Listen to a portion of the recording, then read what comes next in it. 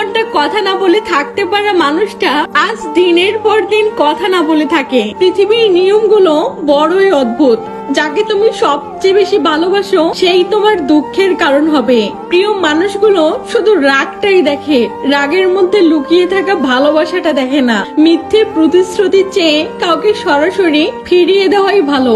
এক বিন্দু জল যখন চোখ দিয়ে পড়ে, সেই অশ্রুর ফোঁটা শুধু তোমার কথাই বলে। মনের ভাষা বুঝো না তুমি, মুখে বলি তাই। শত আঘাতের পরেও তোমায় ভালোবেসে যাই। কিছু কথা বলা বাকি ছিল, আর হয়তো কোনো দিন বলা হবে না। ভালোবাসলে কি তাকে পেতে হবে? থাকুক না দূরে তার মতো করে। কেউ না চেয়ে পেয়ে যায় বারবার, আর কেউ হাজার চেয়েও পায় না। কাঁদতে পারার চেয়ে কাঁদতে না পারার যন্ত্রণাটা বেশি ভয়ঙ্কর।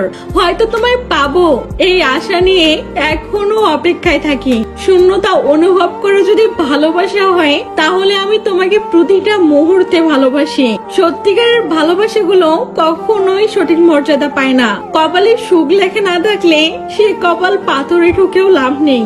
এতে কপাল যথেষ্টই ফুলে যায়, কিন্তু ভাগ্য একটুও ফোলে না। অনেকক্ষণ রাগ করে বসে থাকার পর মনে পড়লো, আমার তো রাগ ভাঙানোর মতো কেউ নেই। দুনিয়াতে সবাই তোমাকে কষ্ট দিবে। তোমাকে শুধু এমন একজনকে খুঁজে নিতে হবে যার দেওয়া কষ্ট তুমি সহ্য করতে পারবে। প্রতিটা মানুষেরই কোথাও না কোথাও দুর্বলতা থাকে। আমার দুর্বলতা হচ্ছে তুমি। যেখানে নিজের মূল্য নেই, সেখান থেকে কষ্ট হলেও নিজেকে সরিয়ে নেওয়াই উত্তম। ভালো থাকি কিংবা খারাপ থাকি, মানিয়ে নেওয়াটা চরম ভাবে শিখে গেছি আলহামদুলিল্লাহ।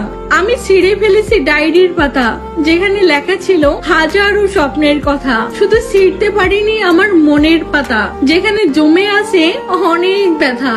আমি সব সময় নিজেকে সুখী ভাবি, কারণ আমি কখনো কারো কাছে কিছু প্রত্যাশাই করি না। কারো কাছে কিছু প্রত্যাশা করাটা সব সময় দুঃখের কারণ হয়ে দাঁড়ায়। হাসতে ভুলে যাইনি, শুধু বাস্তবতাকে বুঝতে শিখে গেছি। তোমাকে কাছে পাওয়ার থেকে হারানোর ভয়টা বেশি, তাই নিজের থেকেও বেশি খেয়াল রাখি।